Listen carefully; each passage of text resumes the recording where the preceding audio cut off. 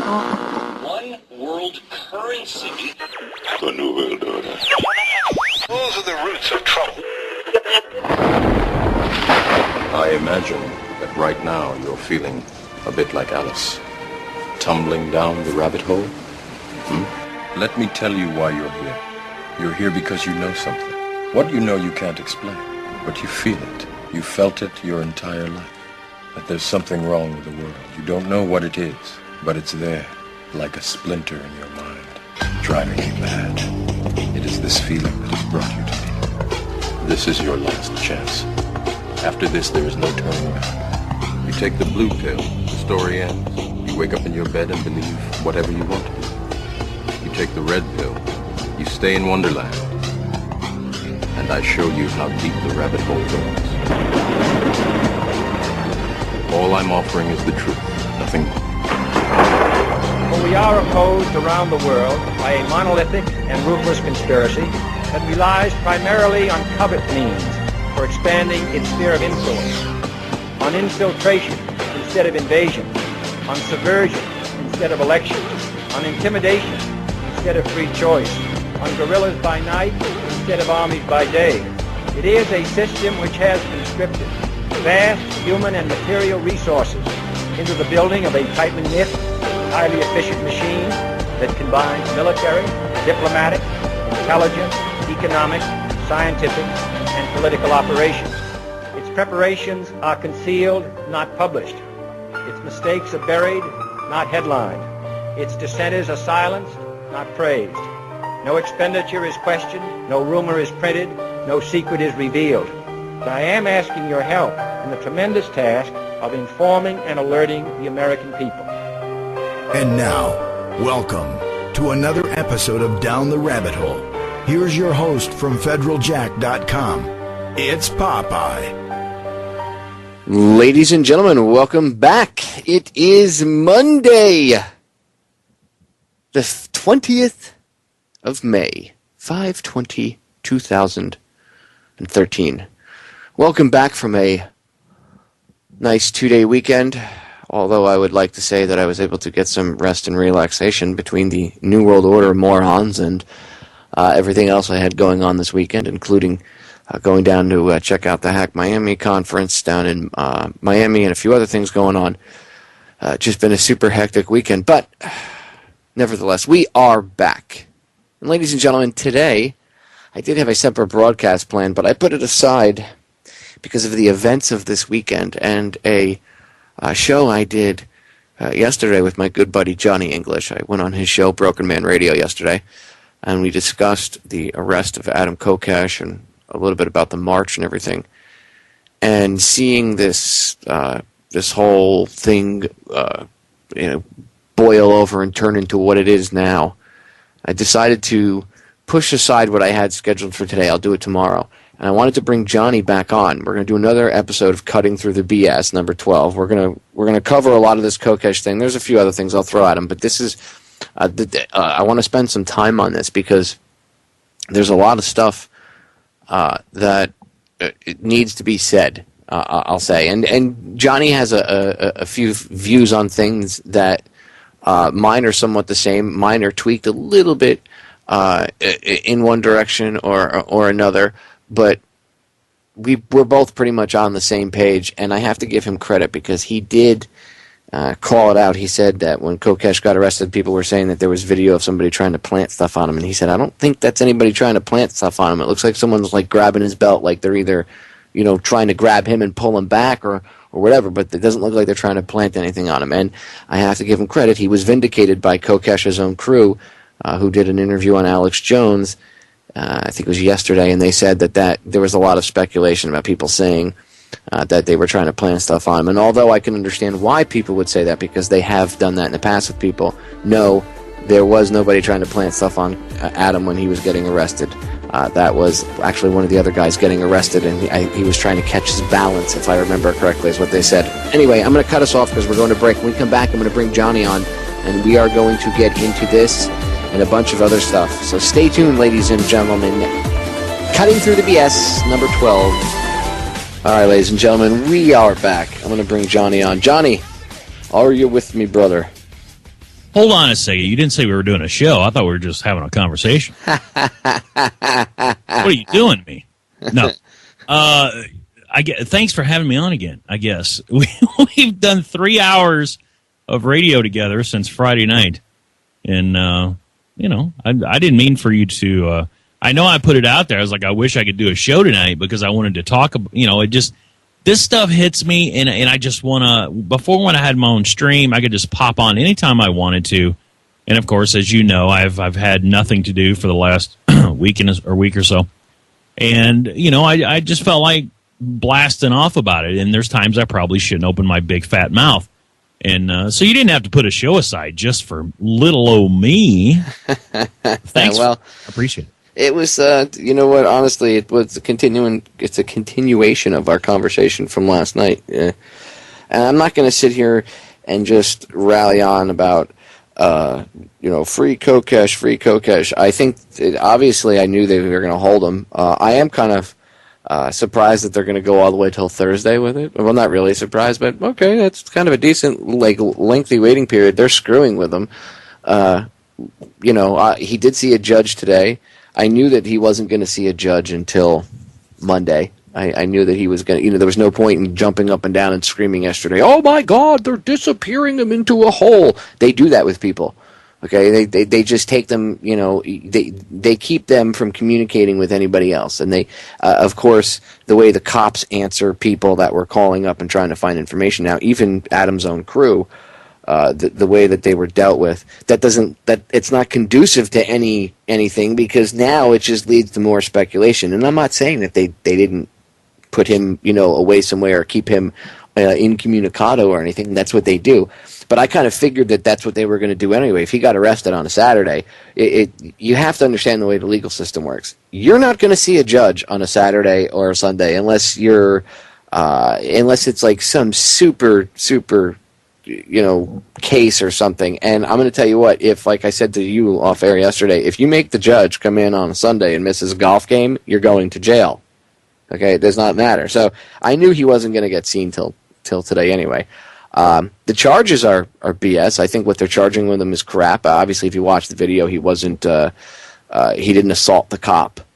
And I mean, I can't stand when cops charge people with assault, or not assault. That's aside. But when they charge people with resisting arrest, because it's like, well, if I say, if you grab my arm and I say, "Ouch, you're hurting me," they go, "Oh, stop resisting, right? So I mean, I know, I get your point about they were out in public, everything else, but when it comes to today, like the information today, what I know now, just so I want to get this out there, and then I want to debate a few things about this with you.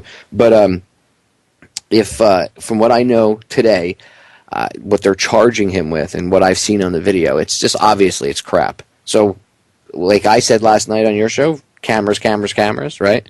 I tweeted this out earlier. Somebody had messaged me about Kokesh and getting the fact he's getting charged with assault on a police officer. I said, cameras. There's enough cameras there. Everybody and their mother had a camera there. Where's the video footage? And if people didn't have cameras going yesterday, or Saturday rather, then shame on you. Because it's 2013, and even the most basic cell phone comes with a camera in it now. So anytime you're at a protest, especially if you're at a protest where people are going to be smoking marijuana or cannabis in front of police officers out in public, well, and you ought to expect that you're going to have someone get arrested, and everybody should have a camera out. So that video footage will vindicate him when this goes to court, because if they've officially charged him with it, then he'll have to go to court. Now, being charged with a felony for standing there and talking on a microphone. Now, yesterday I wasn't sure. Remember I said I wanted to wait till today to see what happened with the judge and everything else to come before I even formulated an opinion about whether or not they were screwing with him, or if because there were people that initially thought that he had been targeted, right, because of who he was. But then even his own, there were people that know Kokesh that were following it that had come out and said that from people inside his own circle that they weren't sure if he was targeted yet, blah, blah. So it was a very fluid situation yesterday. But now seeing the charges they've leveled against him, I think that they definitely obviously knew who he was when they went there because of this whole armed march thing. And they probably, if they had any advanced knowledge that he was going, then yeah, they probably did target him. But then again, that goes back to, if you know you're going to lead an armed march on Washington or that kind of protest, and you have this type in what, a month and a half, and you have this type of publicity coming your way, especially the left, you know how they are, right? Blowing things out of proportion and making, trying to spin things. They put their media spin on it.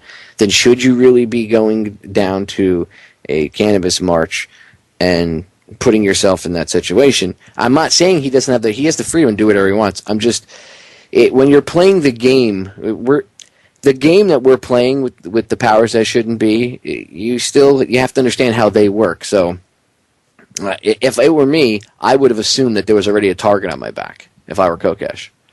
So I would be very careful about where I went out. And if I went out to speaking events like that, I would make sure that I had some sort of security ring around me. And I'm not bashing him for, he went out and he's doing his free thing. He's a free human in this country where you can express your First Amendment rights. So I just think myself personally, if I'm analyzing it, looking at it, hindsight's 20/20, I would have done things differently, especially knowing that he's leading this march. I would have assumed that if I were him, that there was a target on my back. You know what I mean? What do you think? Oh, are you done? I just cooked a steak and potato in the time to ramble on. No, and I will debate you on this, by the way, because there are parts of this that we don't completely agree on. That's why I brought you on. Look, whether or not they targeted him or whether or not they were watching him closely really is irrelevant, because that's what Adam Kokesh has put himself out there for. Anytime you do any radio, if I go out, if you go out, whether or not we have the same audience or a bigger or smaller audience, it doesn't matter. We do radio, and people listen, and whether they agree or disagree, we get emails going both ways. You're putting yourself out there. So right away, I don't feel sorry for anybody who puts themselves out there and then is targeted, because he has put himself out there. He's got this thing going on, with the DC March, which is, in my eyes, completely ridiculous. What I saw was, he said, in his own words, and I watched the videos. I've watched at least 8 videos from different angles. They all have his voice saying, "F the police, smoke them anyway." That gives the police right there. That gives the police, according to the law, they can charge him with incitement of a crowd. So if he's inciting a crowd to do something illegal, which it is illegal to smoke marijuana in the public, especially in a park that probably is either, under state law or federal law, look, that wasn't a smart thing to do. So right away, and again, and I will say again, I don't disagree with the rally they had. I don't disagree with the fact that marijuana should be legal, or at least, as you like to say, decriminalized, because obviously, well, I'm not even getting into the reasons, because you know the reasons why. So I don't feel sorry for the guy at all, and I don't think it was a very good decision for him to do what he did. Now, resisting arrest, I grew up in a law enforcement family. Resisting arrest is up to the discretion of the officer. It doesn't matter if you're slightly resisting or if you just haul off and punch the guy in the mouth. It doesn't matter. If he doesn't like your attitude, he will charge you with whatever he wants to charge you with.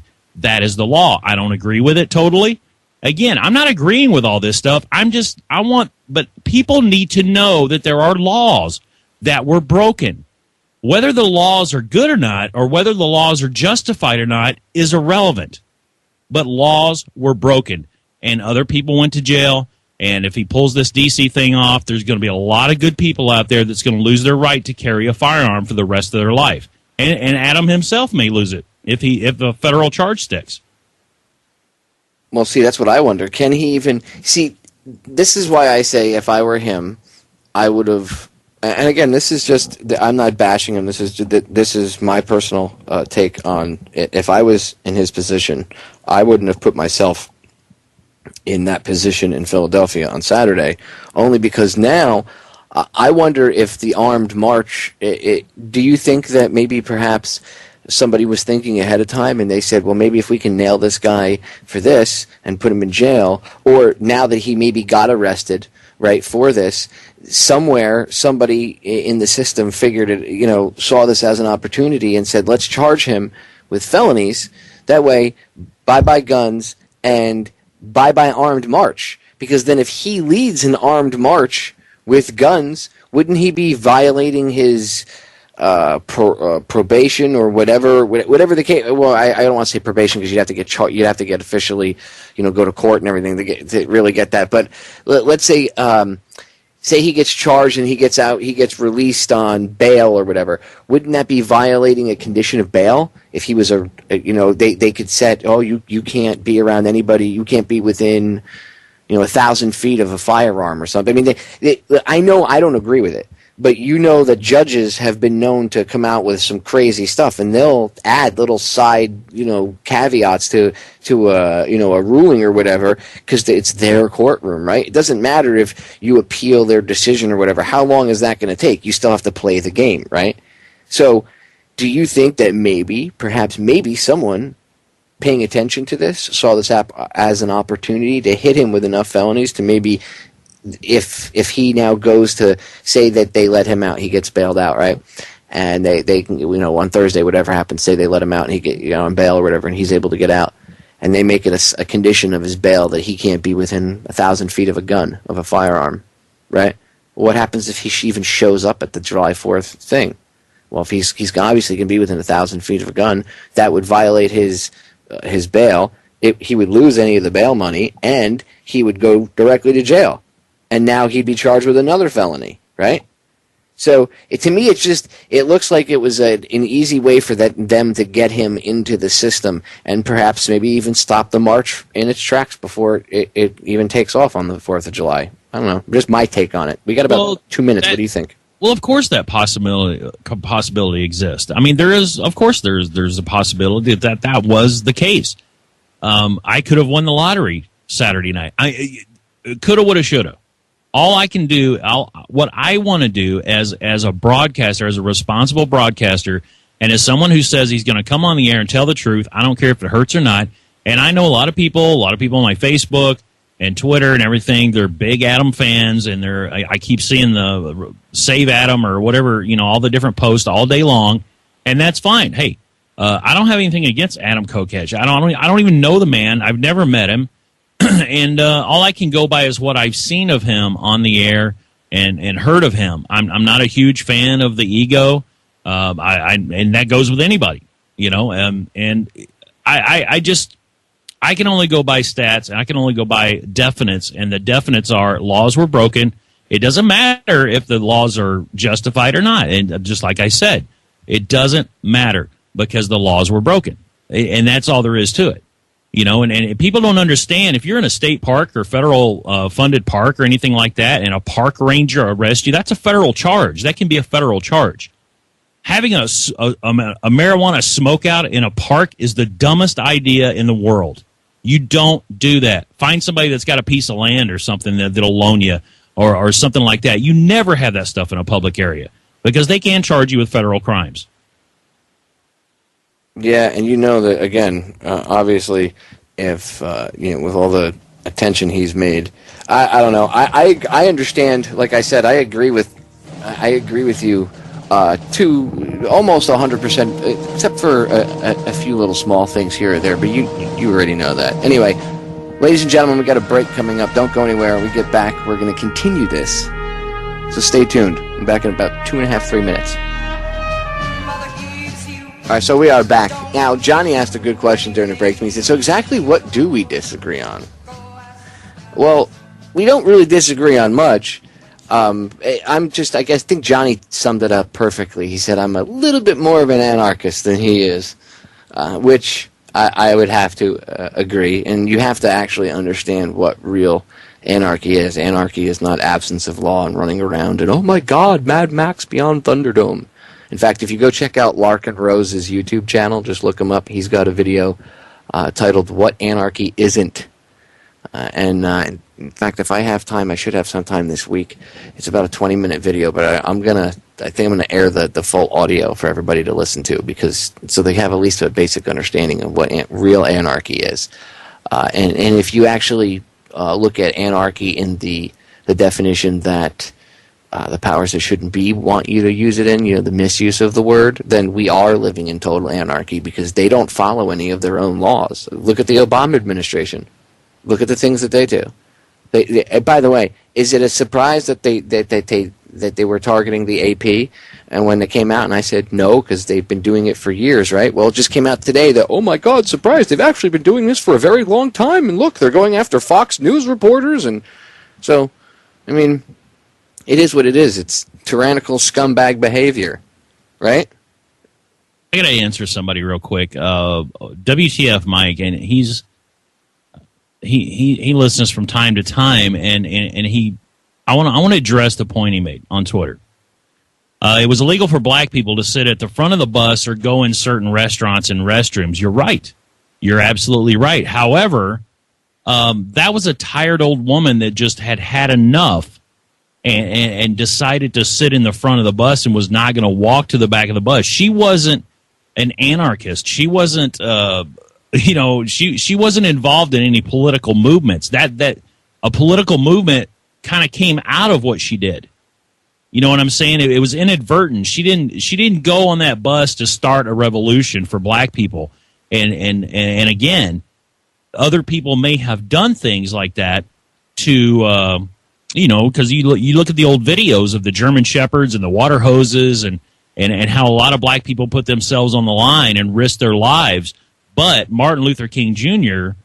wanted to do it peacefully, even though there were people within his organization and people associated with him that, maybe stirred the pot a little bit in certain times.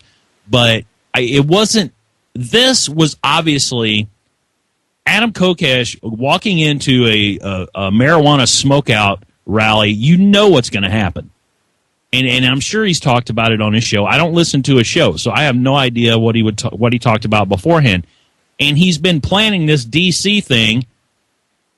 Armed people marching into the District of Columbia, which could be, you have no idea how monumental of a disaster this could easily turn out to be.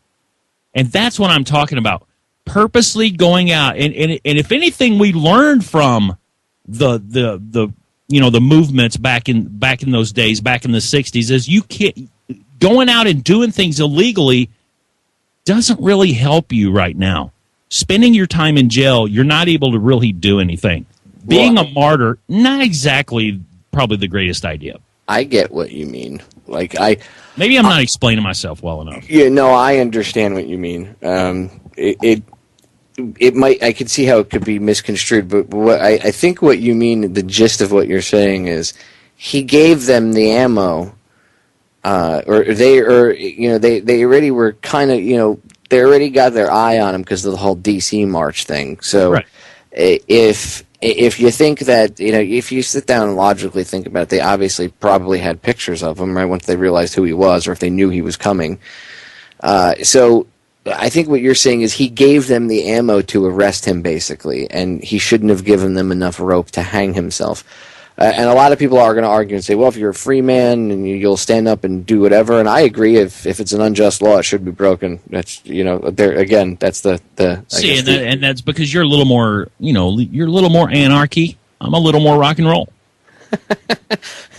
Yeah, but see, I understand what you mean, though. I do. Tactically, I totally get 100%. I agree with you that, like I said, if it were me, if I were him, personally, even though I agree with, the whole unjust laws being broken thing, if I were him, because knowing what I was doing on July 4th, right, if I was going to be the guy leading this march, I wouldn't have put myself in that situation on Saturday. But that's me. It doesn't mean I'm perfect. It doesn't mean Adam's, wrong for going there. Everybody's a free individual and can do what they want. I'm just saying, it's my analysis of it. But I'm going to cut myself off because the break is sneaking up on us. Ladies and gentlemen, do not go anywhere. We'll be back in a few minutes. So, one thing that's come out of this is division. Since Saturday, actually since before Saturday. Saturday's kind of just added fuel to the fire, but since I would say actually since his decision to do the march on July 4th, there's been a lot of division, and then this kind of just this thing on Saturday just threw fuel on it. But it's important to be able to debate this stuff, any of it, whether it be what happened Saturday, whether it be the armed march on D.C. It's important that differing opinions sit down and discuss this. That's why I wanted to have this conversation with Johhny tonight. I knew it was important.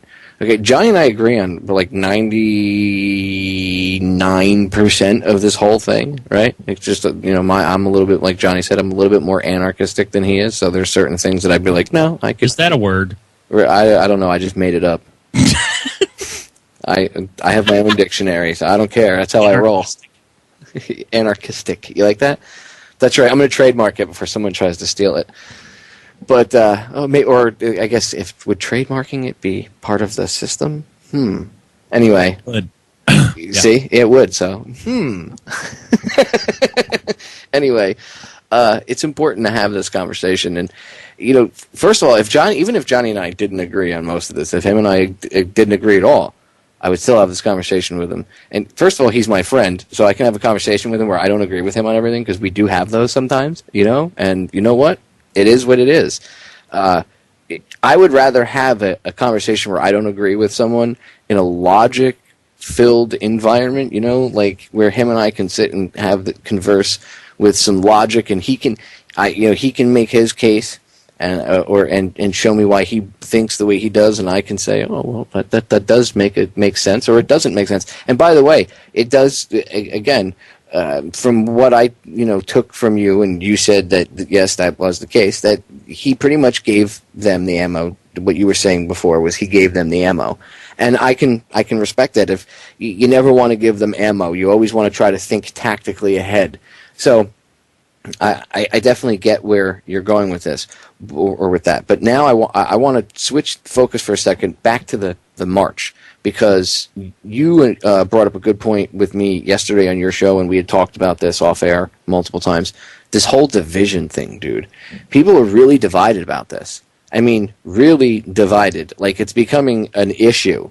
Like, not something that you can just sweep under the rug and continue. There are people that are literally getting pissed off at each other over this whole march.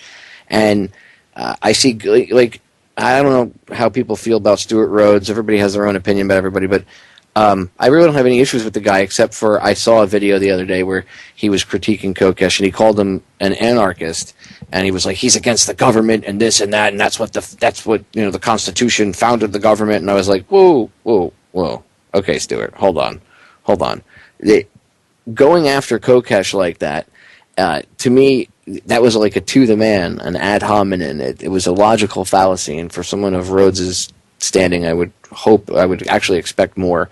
And I get, but I also understand why he said that, because he, in his conversation with the person in the audience that he said this to, where he was speaking, he had made a comment that he saw Kokesh talk about it on Jones when he was interviewed. So if he caught the interview on YouTube, which is probably what he did, there's two versions. There's the full one, and then there's an edited one where Alex is doing some commentary on the interview he did with it. So I can understand if something might have been taken out of context or whatever. But again, if you have to understand the whole scenario of what's going on. Right? You have to understand all the sides. So to me, I'm on the outside because I don't take a side, right? So I see people getting pissed off on one side, like Stewart Rhodes, smart guy, right? But he might state his opinion on the matter, or Oath Keepers' stance on the matter, right?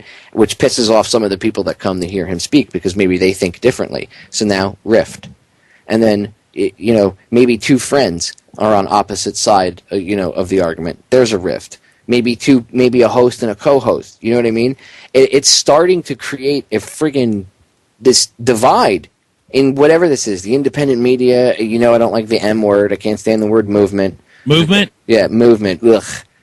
It's causing this divide. And I think people need to, take their emotions, put their emotions in check. I wholeheartedly agree that there should be tons of debate on this subject between now and the 4th of July. I don't think we should just half-ass things and run into things based on emotion or, I have a big dick, let's run around town and wave it in your face. Seriously, we need to look at this with logic and serious. We put the machismo and all that garbage aside. I'm down with debate. Look, like I said, you and I can debate things without fighting and arguing, right? That's why I wanted to do this. It's a way of showing people, look, you don't have to agree in everything, but you do have to have the debate. You have to have that conversation, and you have to do so in a rational way, not emotional, not fear, not anything, not machismo, nothing, not trying to take sides, because we're allowing ourselves to get dragged into this. Again, like I said yesterday, what's the whole basis what's the point that Adam is trying to prove with the march, right? He's already, and I don't have to go into it, he's already stated it. If you want to go look up, you can go look it up and look at the whole basis and see what he said in the interviews and stuff he said about why they're doing it. It's about standing up to the government and stuff. It's not an armed revolution or anything like that. But that whole basis, the whole original argument for this march is now getting lost, because they made the media and the powers that shouldn't be made it about Kokesh, and then he kind of added a little fuel to the fire by being in that, being in that position where he was on Saturday, and then of course the cops took advantage of that. And see how it's back and forth, back and forth, back and forth, and it's just making this problem worse. And the only thing I see it doing is more and more people keep getting focused on Kokesh as the individual. Which, if I was going to put on my tinfoil hat for a second, I would say that if I wanted to negate the whole July 4th march, this is how I would do it. Okay? I would make sure that I would figure out what Kokesh was doing, and I would find any little opportunity to take it down and exploit that opportunity. Okay? So, I mean, if you want to put on your conspiratorial tinfoil hat for a second, that's my take on it. Perhaps somebody is, using this to, perhaps they took full advantage of this. I know he doesn't. I know Kokesh doesn't. I know he's a smart dude, but I know he doesn't buy into the conspiratorial angle of things as much as many others do. So maybe they understand that, right? Because the CIA does personality profiles on people, and maybe that's taken advantage of. I'm just saying. I'm not saying it's a vast conspiracy to take him down. I'm just saying all you need to know, anybody that knows how to derail things, I just explained it to you in 4 or 5 minutes. So these people that have these endless amounts of money and they sit in round table conversations with other people that are just as devious as them, you don't think that they have this conversation and they say, look for anything, any way that we can derail this, and then someone's watching you and they say, hey, look, they're here, the situation presents itself, let's exploit it. They're masters at that, right? Yeah, absolutely. And like I said, one of the reasons I wanted to, I made the comment that I made earlier about wanting to go on and talk about this more is, first of all, I agree that it is yet another distraction, and I hate to even give it any more time than it's due. However, at some point we do have to kind of discuss it a little bit. And maybe we're giving it too much, maybe because, for one thing, the other side of this is Adam Kokesh's name is out more than it was before. If you do anything as any kind of activist or voluntarist or host or whatever you do, if you get arrested, you immediately go to the next level. So it can also be... It's not going to hurt Adam Kokesh and his audience. You know what I'm saying? It's just going to build his audience even more. And the fact that we're talking about it again, this will be our second hour at the end of this hour of discussing this in the last 2 days. And some of your audience maybe don't like it. Maybe they don't. Maybe they wanted to hear you come on and talk about something totally different, and maybe you should have. But I just think some of the things need to be talked about, because it just angers me when I see people being led down a one-way street. When you've got people on a video saying that things are going on in the video and I'm watching it and I don't see it, and I'm like, you're blowing things way out of proportion. And we are getting divided even more. This is going to divide us even more. There's all kinds of different conspiracy theories we can throw at this. From the how do you stop Adam in his D.C. march? From that side, or Adam's agent provocateur. You can go from that angle if you want to, which I'm not. And there's all different angles we could go at this, right? But it has to be discussed. I think. Maybe we won't give it any more thought after tonight, or at least any more word of mouth. But it's still, I hate to see people being led down another road that is endless, and it's a one-way road, and they can never come back from it. I just don't want people to believe. You can't believe every single thing that gets thrown your way. That's why I don't dislike Alex Jones. I've listened to his programming. He helped me wake up years ago. But there are some things he says, and one of the videos that he's posted on the Kokesh deal, I didn't agree with. There was some misinformation in there. So I don't hate anybody or dislike anyone because they have a different opinion than I do. But I think we need to all sit and look at the facts, or the facts, and get it straight before we start shooting off at the mouth and start believing every little story that's coming out, because it's not always as clear as you think it is. Wipe the haze out of your eyes, watch the video again. So that's I don't want to spend a lot of time on it myself, but I just had to talk about it again to maybe get a couple of more things clear about the law. That you just cannot go out and willfully break the law and expect any respect from other people, because we talked about this last night. They're going to look like buffoons to the average Joe that doesn't do drugs or doesn't smoke marijuana or doesn't, whether or not why they don't smoke marijuana or why they don't believe marijuana should be legal is just or not. It doesn't matter why. But the fact is, these people have a certain view about people that do smoke marijuana, and now you just justified it even more in their minds. Not in my mind, because I know better. But their minds, you're not reaching those people, and you never will, because all they're going to do is sit and see, I told you, see, all those potheads, see what they did? Adam Kokesh, pothead. Well, see, me personally, again, if there's certain laws that are unjust, my anarchist there are a ton comes of them. out. I agree, there are a ton of laws that are unjust. Absolutely. Right. So my inner anarchist comes out with things like that, but I guess you could say. But honestly, maybe you could go out and protest and ingest the cannabis, but instead of smoking it, because they're going to try to charge you with smoking it, bake it into brownies or something and eat it in front of them. Now the burden of proof is on them that you actually ingested any cannabis to begin with. You might be ingesting it right in front of their face, and it's a big FU to them, but now you're not giving them the ammo. There is a way to play the game. You just have to understand the game and the rules itself, and then you can bend things and twist them to your advantage. Okay, that's the simple fact of the matter. But and I'm not saying maybe they won't try to arrest you or whatever, but really the burden of proof would be on them. What are they going to do? Well, they said, Your Honor, that they were eating marijuana-laced brownies. Were there any brownies left to test? No, they were all eaten. Well, how are you going to know? Well, we made them pee in cups, and they all tested positive for cannabis. Well, don't you think they could have smoked before they came to the rally? So that's not reliable. I mean, you'd have to. That wouldn't stand up in court if they had a decent attorney, and you'd only have to have one of them win the case once, and that sets a precedent. And then anybody with halfway decent attorney could use that, and boom, boom, boom, like a set of dominoes. It would cost money, and it's a pain in the butt. But look, the point is, if you're going to do it, I don't know, think about it a little more.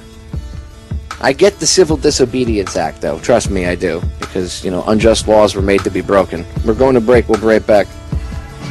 We are back. Final segment of the first hour, but have no fear. We still have hour number 2.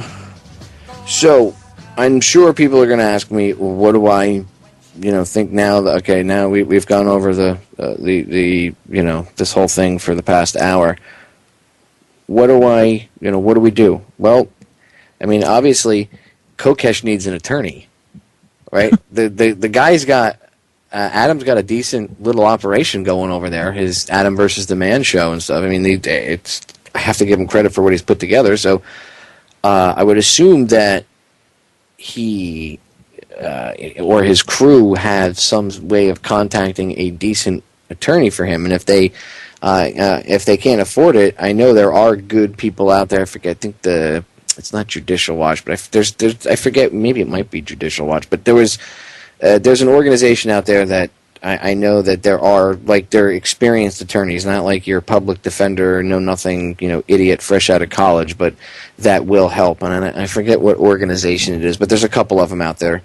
Kokesh is pretty, his name is big enough that I'm sure that they would help him. They help smaller, little-known people. So, this would be nothing but a PR, thing for them anyway. So maybe his crew should go to them and say, look, we need your help, blah, blah, blah, blah, blah. You look good. You can help Adam out, defend the Constitution, whatever, blah, blah, blah, blah, blah, and so forth and so on. As far as the whole smoking pot in public thing, I get acts of civil disobedience, but there's perhaps we should look at them and tweak them. If they're going to be looking for people smoking joints, again, bake everything into brownies and cookies and edibles and stuff. Then what are they going to do? They're going to arrest people for eating cookies. How are they going to know what cookie has cannabis in it and what doesn't? Then they're going to have to go a cookie ban. Seriously, think outside the box. If you're going to do this stuff. If you're going to, acts of civil disobedience and think outside the box. But then people, I know the retort to that will be, well, Popeye, smoking it is like an FU to the man. Well, no, smoking it is like saying, hey, you in your uniform, you there, that pretend to have some sort of power, do me a favor and put me inside your BS legal system because I'm smoking and it says that I can't smoke. And they could say, well, you can't ingest it either. But again, how are they going to know? The act of smoking it, the cop can see it and smell it. You know what I mean? It probable cause according to their little law society. So you got to learn how they play the game, and then you try to think outside the box. That's my personal piece of solution for anybody that wants to go do smoke outs and stuff or anything like that. Edibles would probably be a better way to go. Again, then now the burden of proof is really on them to prove that there's even any cannabis in there. As for Kokesh, again, in jail, he's big enough name, he's well enough known. And I forget the organization names, but somebody should call these people up and get them on that. That's what they do. What about the group that helped Brandon Raub out? They've helped a couple people since that whole thing. I forget what they're called. Call them up. They're pretty well known. They obviously they know what they're doing, and that's what I would do if you want to be effective about it. That's what I would be doing. Just putting memes on Facebook and screaming about freeing Adam and stuff like that's not going to be effective. I mean, I guess in waking people up, people are pissed off. So I understand why they're doing it. I'm not bashing anybody. I get it. But if you want to be effective, if you're going to come to me and say, Popeye, what would you do to help Adam or whatever, what would you do? I would, like I said, I would contact that organization that helped out Brandon Raub and all these other people, and there's a couple different ones out there, but contact them and whoever else and say, hey, show them the case. And again, kudos to Johhny because you were correct about them not planting anything on him in that one video. So, again, we don't want to jump to conclusions, but in that case, in the case of planting things, I can understand why there would be that proclivity towards, believing that they would do it, because cops have gotten caught on camera so many times planting drugs, right? How bad is it when the general public actually doesn't believe the police, the government, or any story or anything that comes out of their mouth anymore? Or in the mainstream media either. It's gotten to the point where people have become so cynical, dude, because they've been lied to so many times. Oh, absolutely. And I grew up in a kind of a law enforcement situation, and I saw the good old boy network in full force. So I had an idea of it a long time ago, years and years ago. So I knew way back then you don't really want to do anything to tempt them. I understand that in order to get some of these things changed, we have to do something, but I don't think breaking existing laws, and giving them an excuse to put you behind bars and to give you a record to take your guns, to legally take your guns, you're just putting yourself out there for their enjoyment.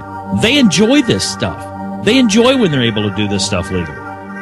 Just don't do it. Don't break the law. Yeah, again, I know unjust laws. My inner anarchist, but I get what you mean. You're giving them ammo. So but this conversation needs to be had because you know what? Out of this, we can probably learn new tactics and new ways to deal with things. So that's what's important, ladies and gentlemen. I'm going to cut us off. We're going to break. We'll be back in 1 minute. Don't go anywhere. Ladies and gentlemen, we are back with hour number 2 here on tonight's live edition of Down the Rabbit Hole. I am your host, Popeye from FederalJack.com. It is May 20th, 2013, episode number 12 tonight of Cutting Through the BS with my good friend Johhny English. And as you well know, yes, last Friday we did an episode, and as I said, in case you missed the first hour, the reason I brought Johhny back on was because we needed to have the conversation that Johhny and I are having tonight, because this is the conversation that needs to be had in a calm, rational, logical manner, where two people can go over things without emotion and yelling and screaming. And I understand, all the craziness that's been going on. This conversation hasn't been able to really been had, at least on air. Everybody's been focusing on getting Adam out of jail and what happened and this and that and the other thing. So this rational, logical conversation needed to take place. And that's why I decided to move things over. Move things around this week with my schedule and bring Johhny on Monday today just to have this conversation. Johhny was, good enough to have me on his show last night for an hour to discuss this because I had hit him up yesterday while we were chatting about it, and I said, if you want me to come on, we can talk about it. And it needed to be extended onto the air tonight. I think it's important that this stuff gets debated. And actually, Johhny brought up a really good point during the break, a solution, because again, he's not against anybody that smokes cannabis or anything like that, or cannabis rallies. He actually brought up a good point that I want to give him the floor. We got about 2 minutes before we go to break, Johhny. Tell the listeners what you told me, because that's a really good point about the consulting with the cops.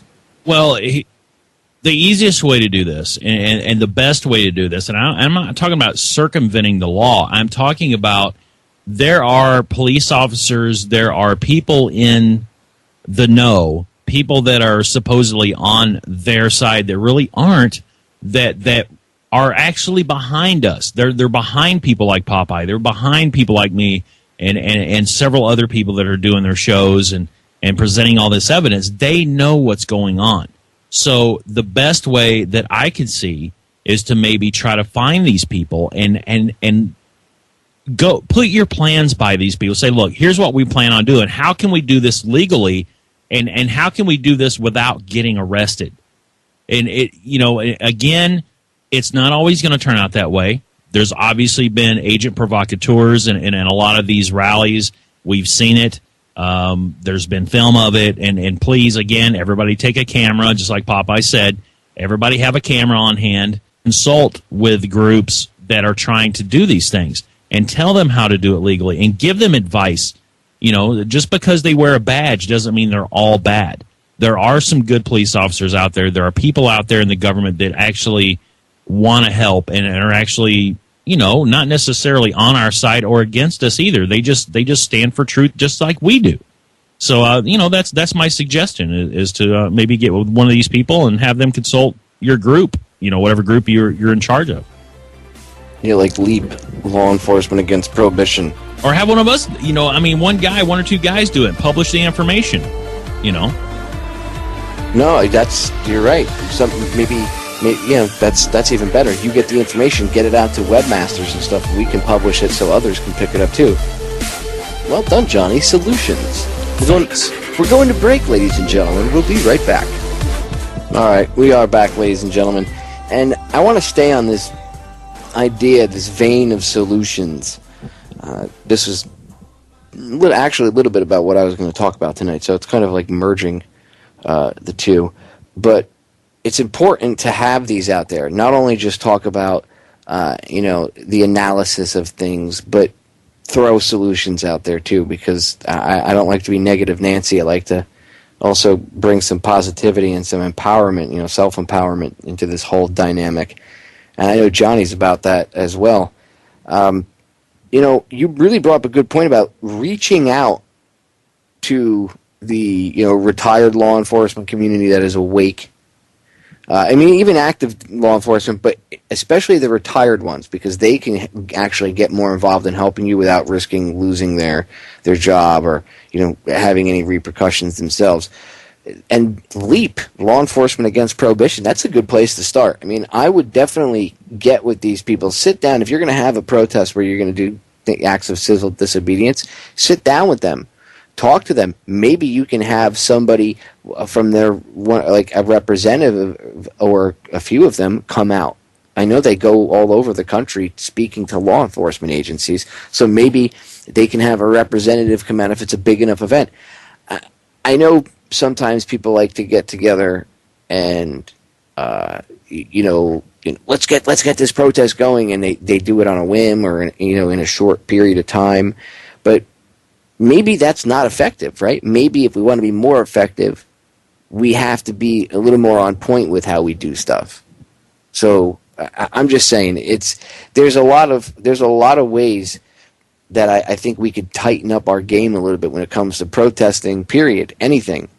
And we should be reaching out to the law enforcement community. Not just depending on Oath Keepers. That's one thing that pisses me off, and I'm going to sidetrack myself for a second. Everybody depends on Oath Keepers to reach out. Not everybody, I shouldn't say that. A lot of people. Oh, there's Oath Keepers does that. That's what they're for. Oh, so suddenly it's Oath Keepers' responsibility and not yours. How about you tell the law enforcement in your town about Oath Keepers? Maybe they don't know. You know what that equates to? Well, Popeye does a show, and he talked about GMO foods, so I can't do a show anymore, and I can't talk about GMO foods anymore. It's the same thing. Just because there's one organization do it doesn't mean that you can't start a new organization. Exactly. Or bring them into your community. That's the problem. People they're just stagnant. They just sit and it's hope personal responsibility, dude. Yeah. Because they look at Oath Keepers or any organization, or again, even if people aren't liberty minded, say they like the government, then they look at the government in that same mindset of I need somebody with a cape to come in and do it for me. No, you do it. Make that. How about bridging that gap? How about you introduce your local police department to Oath Keepers or something like that? Or introduce them to Law Enforcement Against Prohibition. Let's be proactive. People need to start having courage and even getting up and just going out and speaking in front of the other people in their city. Part of it is they're afraid that people are going to laugh at them and point at them when they go to city council meetings and stuff like that too. Well, if they're wearing a cape, sir, they're probably going to get laughed at.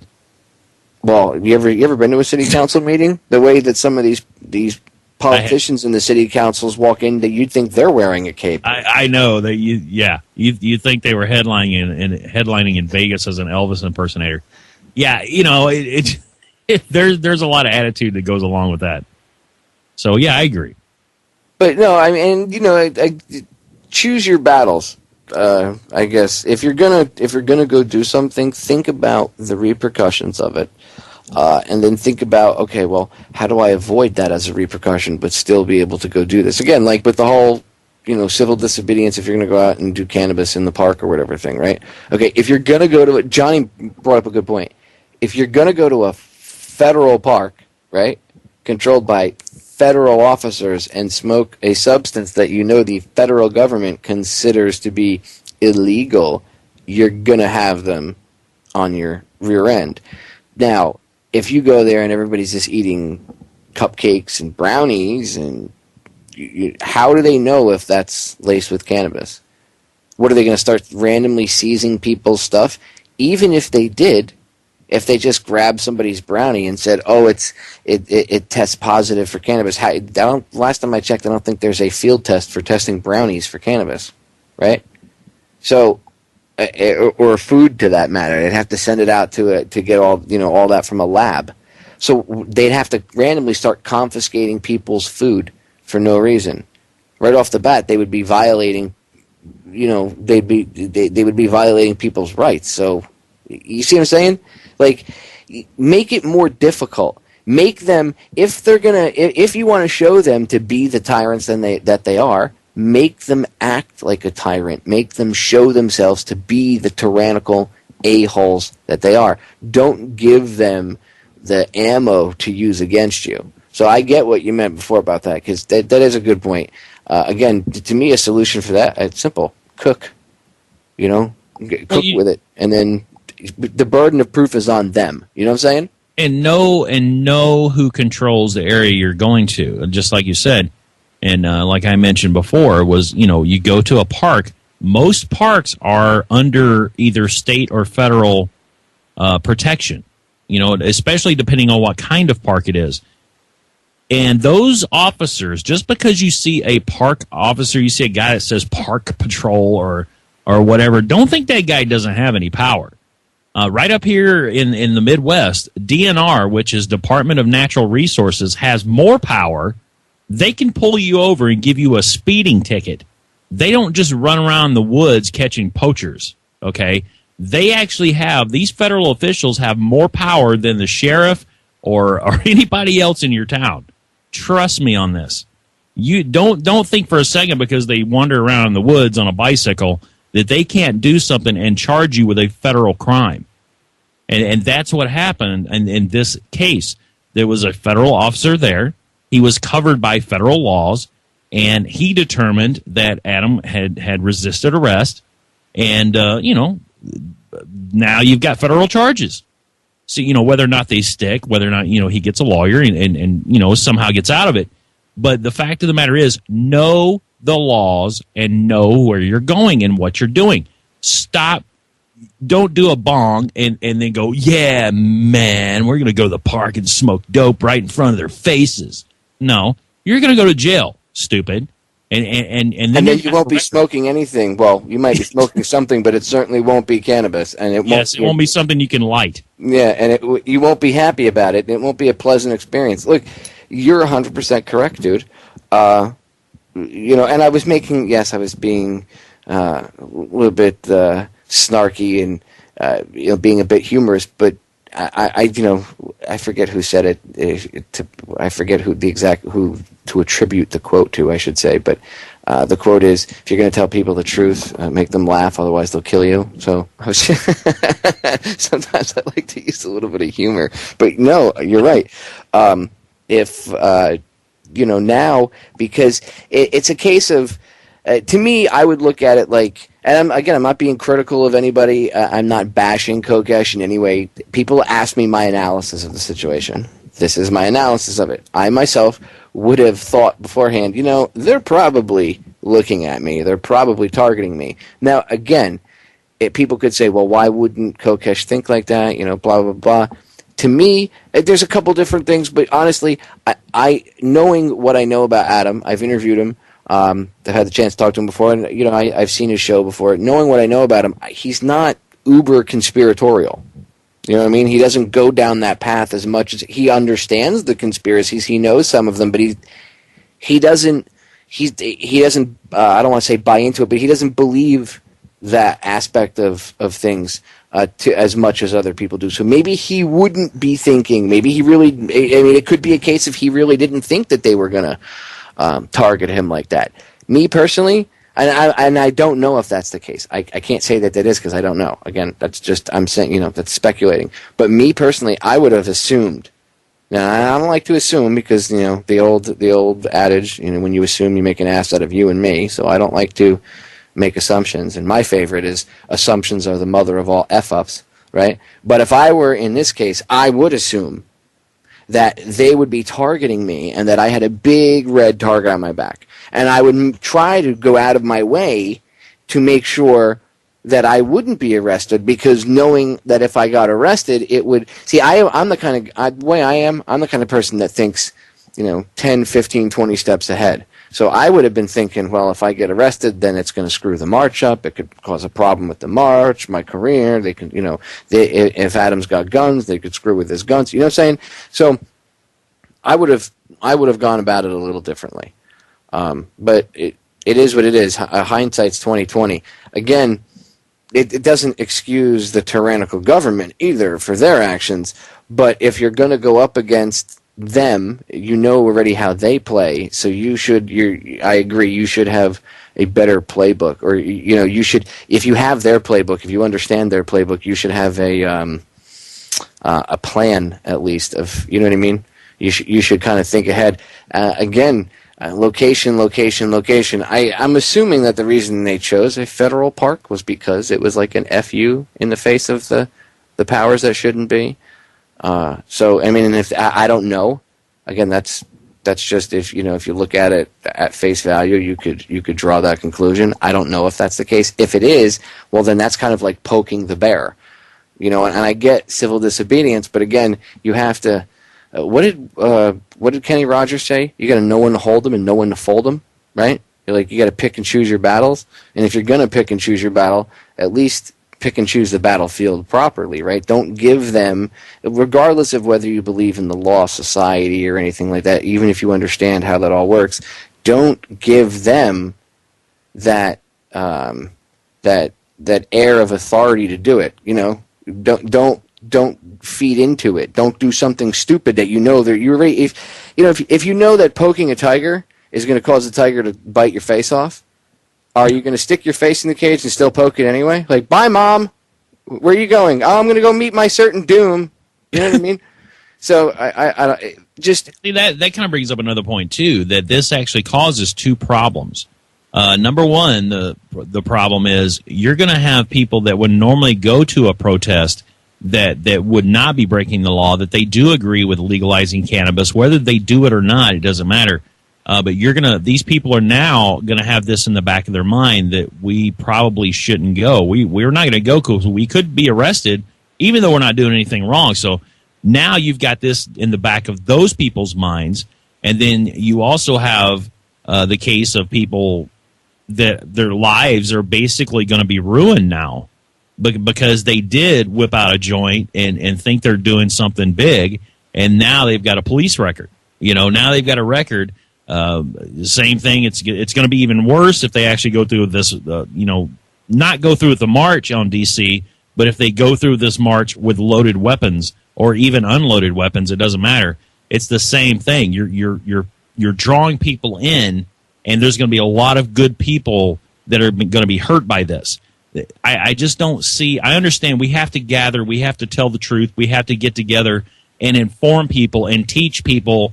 Breaking the law, to me personally, whether the law is just or unjust, is not the way to do it. That's just kind of where I'm at with it. That's fair, though. I mean, I'm not going to bash you. Again, I don't.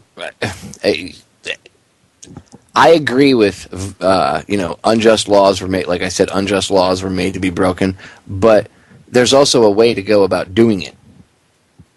You think it's going to get you out of a seatbelt ticket by walking into court and saying that? You know what I'm saying? You just got to pick. Oh, no, that's what I'm saying. There's a way to, again, I can't stand, I go off on air all the time about jackboots. But are you just going to randomly walk up to some cop on the street and slap him in the face and be like, I can't stand cops? No, because you know how that's going to go. You know what I mean? So don't poke the tiger.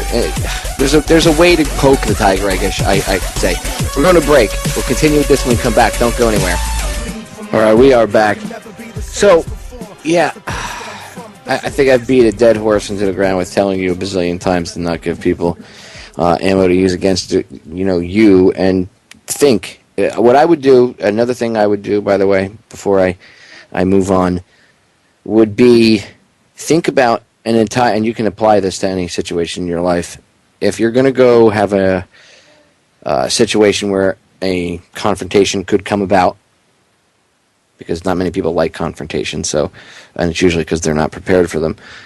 What you should do is, before you go, take a half hour and sit down and in your head run through the possible scenarios of that confrontation that could happen.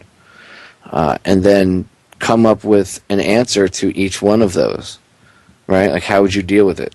That way, when you go deal with the situation, if whatever happens, you already have the mental answer in your little reference cabinet to go to. It's the truth. It works, and you can say what you want about it. It sounds very simple, but it is what it is. You can, if you apply that, a lot of times you can get yourself out of a situation, or if you see that situation that you've thought about coming down the pike, you can do something to, perhaps maybe change the outcome by changing up the dynamic, maybe not allowing that situation to happen, changing things up. There's a way to do things.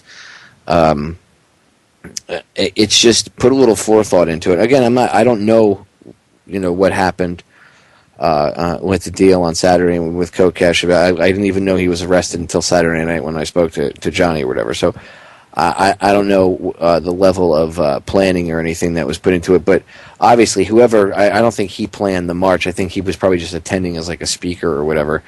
But I would have assumed myself, if I were him, that I don't, again, because of the situation that I had a target on my back.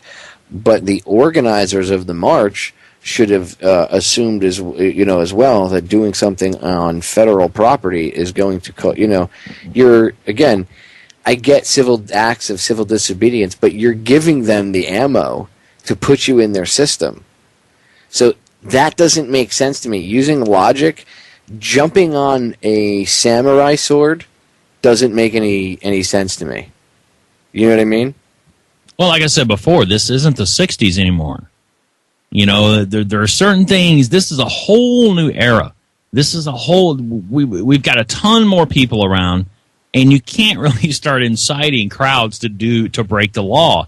Now, if you're going to do it, you better damn sure make sure at least 75% of the country is behind you, and they're all doing it at the same time. That's the only way you would ever get anything to change, is to have like just a complete, total revolution. All right? If you're going to do it, then do it. But I would never get on air and say to do it, and I damn sure wouldn't go on stage and tell people to do it. That's irresponsible, for one thing, and number two, it's against the law. I'm just surprised they didn't actually charge him with that. But then again, he hasn't. He's only seen the judge once. The judge can always tack on whatever they want down the road, because not that I agree with it, but they do what they want, right? Well, that's why they went after him, according to the whatever the police report thing that I saw earlier. That's why they went after him to begin with, is the fact that he is the one that said it. I mean, I listened and I could hear his voice, and I know it was him. And, he said point blank, F the police, basically smoke them if you got them, F the police, smoke them anyway, I think is the exact quote. So that is enough for them to, grab him and say, you're inciting a crowd to break the law. That is against the law. Back in the 70s, a radio guy named Truckin' Bozo, if some of you truckers out there know who I'm talking about, he almost went to prison because he was telling truckers to strike. So you can't do that. This is a whole new world. This is a whole new world and a whole new set of laws. So you got to be careful, man. You just got to be careful. Yeah, I agree. You got to definitely keep your eyes out and assume if you're going to do something. Maybe Kokesh didn't think that he was as big as the target, but I would assume that he sees it now. I mean, talking about an armed march on D.C. does bring some unwanted attention. So I'm sure he was singled out. We're going to go to break. When we come back, I want to pick your brain about something else totally off the subject, but it's still solution oriented.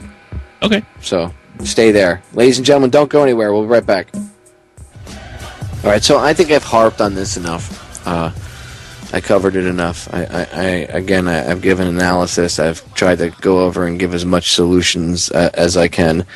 And again, people need to, if everybody's concerned about helping Adam, how about try to get in touch with that group that held Brandon, Rob, and the other people, and any other organizations like that with attorneys that can help deal with the law, society, and the legal system. That way, you want people that are on your side and awake to what's going on to be able to stand up and fight this, because that's who I'd want, because not only are they attorneys, but now they know what's going on. They've obviously figured out how to stand up to certain things. So that's where I would go. Anyway, I want to move on to something else, solution-oriented, because I was going to talk about this tonight anyway, in light of what happened out in Oklahoma today. Horrific. They're saying it right now is an EF4 tornado, possibly EF5, which is like the finger of God, pretty much. Well, what comes down is pretty much like the finger of God anyway. So I don't have a fork to drop in a plate, but EF5. From what I heard, there were winds clocked up to 320 miles an hour. That's easily an EF5. And then also this thing was 2.5 miles wide, according to some, which would make it the largest tornado in American history. Which, then it would have to be an EF5, you would think, just by the girth and the size of it. I think it goes by wind speed. It goes by. I think it goes by wind speed and the amount of stuff that it eats. Yeah, I think that's partially what it ate a lot. Oh, dude, I saw the pictures of the towns, and my heart goes out to those people. Like I said to you off air, well, you could speculate as to why. I'm sure the powers that shouldn't going to be are going to say, oh my God, it's global warming, or their new term, climate change. If you want to blame it on that, then you should ask the geoengineers about why they're altering the weather, because that does have an effect about making more severe storms. But let's put all that aside for a second and that's some horrific stuff that happened out there. So, solution-oriented wise, I had this conversation with Joe Joseph off air a couple hours ago. I said, why is it that in 2012, in an area that's known as Tornado Alley, why do they not have the schools there? Or I could get if they couldn't do it for everything, but at least the schools. How come the schools don't have some sort of underground room that the students and the faculty can go to in case of a tornado? Or it just doesn't make sense. And I understand cost analysis. There's no, blah, blah, blah, blah, blah. Okay, look. Instead of Joe brought this up, he was like, how about building, I was like, let's build, how you build a huge room underneath, bam, there you go. You can go down, lock the doors down, and don't build some pussy locks on it. Put some hardcore, like, reinforced concrete, steel, rods 6 inches, 8 inches into the concrete wall. You know what I mean? Not like 2 or 3 inches, something in there.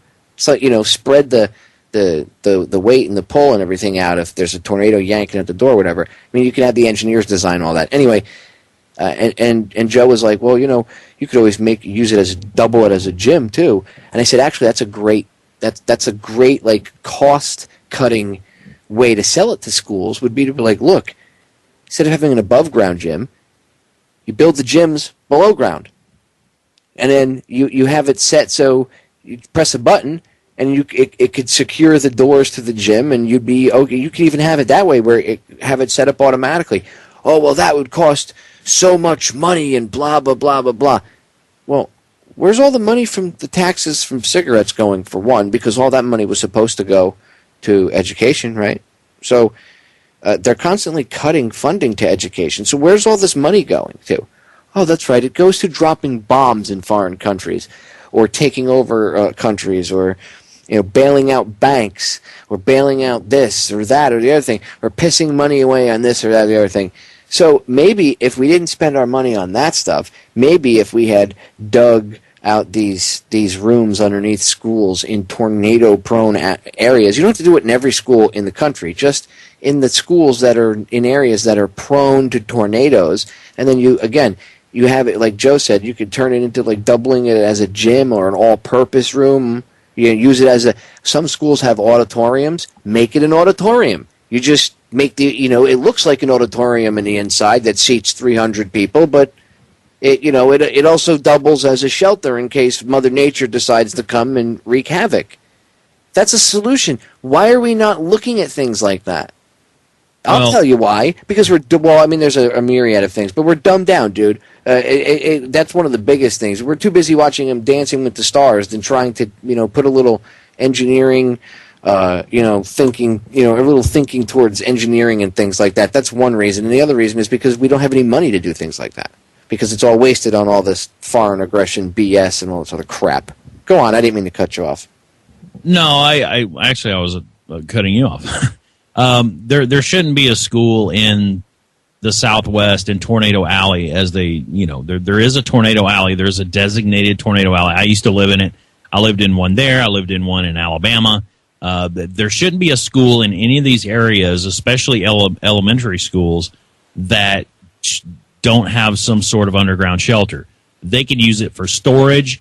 They could use it. I don't agree with the gym idea because they have to have fire exits, and if something happens and you've got all these kids packed into a sporting event type situation, there's just logistical problems alone would be an issue. But I don't understand why they've never dug a few feet deeper, just a few feet deeper when they're laying the foundations for these things, and have an underground area for these kids to go. Maybe have, just like an airplane has emergency exits every so many feet, have doors into this area, this underground area, every so many feet. And again, I agree with you. All the money that we've wasted in this country, all the money that we waste on a daily basis, and wasn't that what the lottery was supposed to be for? Can we go on and on about this? Absolutely. Where does that money go? Yeah, where's all that money that's supposed to be going to the schools? Because around here, we just had two elementary schools close. Right now in our school, where my kids go, they've already exceeded the maximum classroom size in several classrooms. In the Chicago area, I believe they're closing schools. What are they doing? Why are these schools closing? Where's the money coming from? Or where's the money going to, I should say? Well, that's what I'm saying. Like, all the money from cigarettes, it's always, we're going to raise taxes on cigarettes, but it's going to go for education. Right. We're gonna do this and swindle you out of more money, but it's going to be for education or whatever. Right. It's not. Where is this money? We've been swindled out of more than enough money that they could have built shelters in those schools.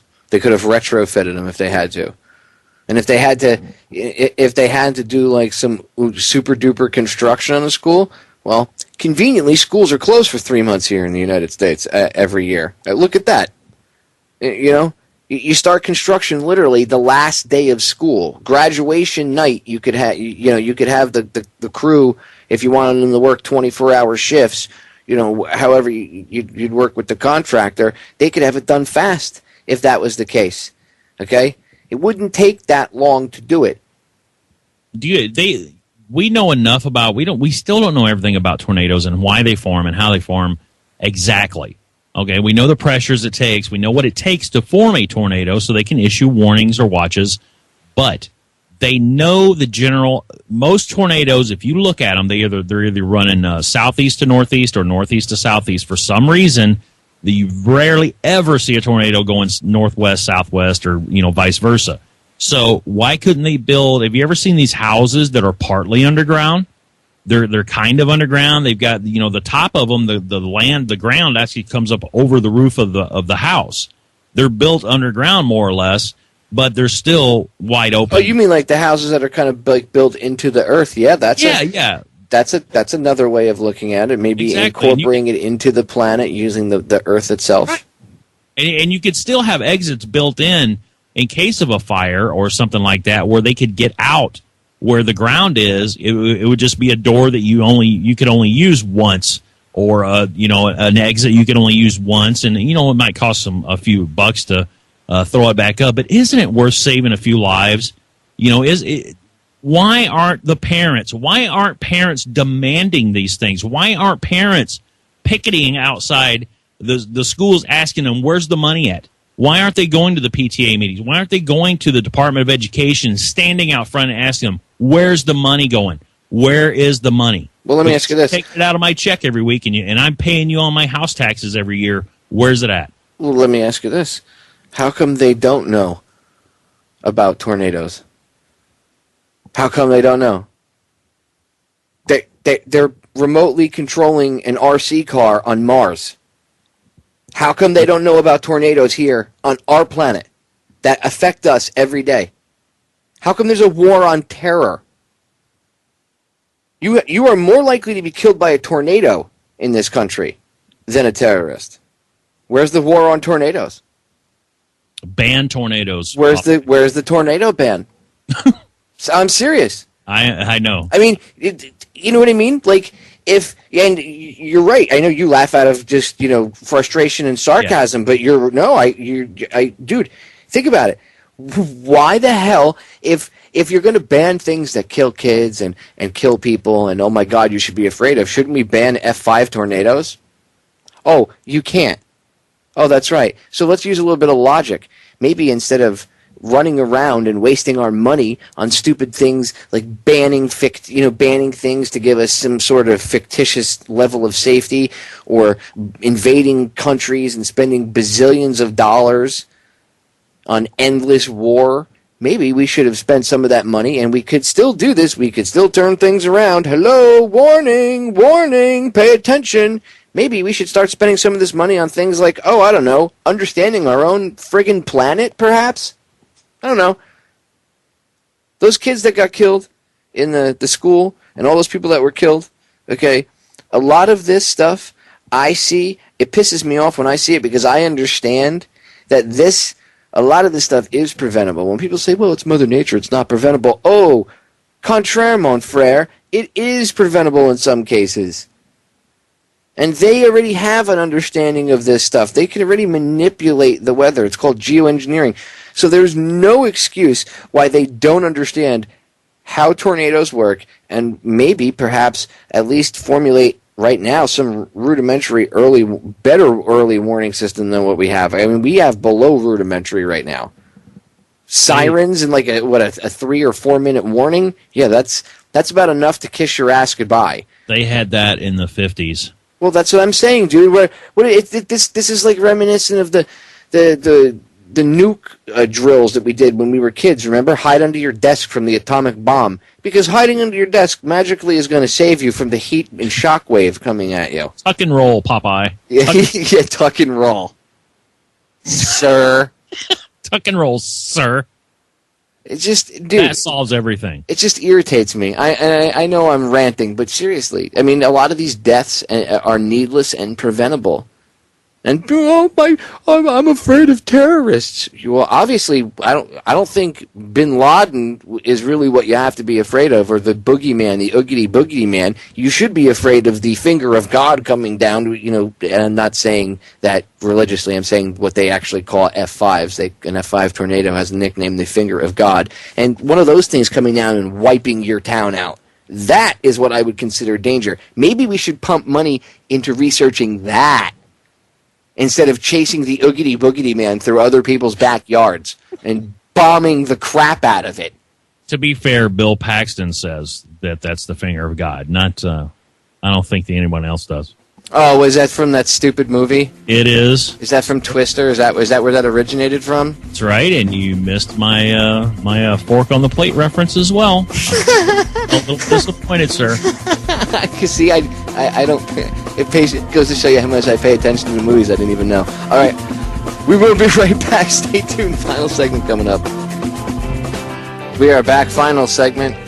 Ladies and gentlemen, breaking. If you live in East Central Miami-Dade County, there is a flash flood warning issued just now until 3:30 a.m. That is right now at May 20th, 2013, until 3:30 a.m. on the 21st. And it's because we've been getting a lot of heavy rain down here. It has been raining since yesterday nonstop, like hardcore thunderstorms. And anybody that knows anything about the tropics, when it rains down here, it rains. It just doesn't stop. Like if you're out in the Midwest and you have a bad thunderstorm and it rains for an hour and you get pouring hardcore rain for 15-20 minutes of that rainstorm, that's what our storm is like from the time it starts till the time it stops. It's like someone just turned on the shower. If you've ever been down here, you know what it is. Like when a storm comes in, you can literally see it coming in. So there's a flash flood warning out they just released. So anybody out in east central Dade County there, be careful. There is a flash flood warning, and they have been known when flash floods hit. You know, obviously they call them flash floods, but down here they can be devastating because sometimes you have side streets that get flooded really quick and people get trapped and stuff. So just wanted to put out there and be careful. Anyway, yeah, solutions, ladies and gentlemen, solutions. We need to come up with stuff like that. We need to keep thinking along those lines. That's how we're going to solve the problems of today, because obviously the government's not going to do it, right? So we need to come up with the solutions ourselves, and then including, obviously, getting rid of the people that are in charge right now, and getting, you know, some semblance of normalcy back together, and getting the right people in that will, and you know, getting rid of the Federal Reserve, all this stuff. That's, you know, all of this. There's so much that I talk about on the broadcast, but all of it basically at the end of the day is so that we can have you know, room to work solutions. And, you know, being some of the things like Johhny and I talked about with the putting the rooms underneath schools or whatever, at least there's one solution. I've often talked about the lack of clean water for people. There's another solution. Why don't we build desalination plants along the coasts of countries, and then you can pipe it into certain different plants and pump it out to wherever people don't have adequate access to fresh drinking water. Oh, well, desalination plants use a lot of electricity, Popeye. Okay, well, you could tap into geothermal energy. Problem solved. Now you have the little geothermal plant right on the premises of where the desalination plant is, and now you don't have to pull in your thing from power lines anywhere else, and if a storm comes in, you don't have to worry about the power going out. You can still have fresh drinking water, even if a storm comes in, unless the plant itself is physically destroyed. Oh, I know, it's a solution, and it would use up all their money to stop blowing up buildings. And look, in a minute and a half, I just solved clean drinking water to people that have no access to it, which, by the way, that would cut down on the amount of terrorists. That would, you know, a lot of people are willing to join these organizations because their families die because they don't have adequate access to drinking water and stuff.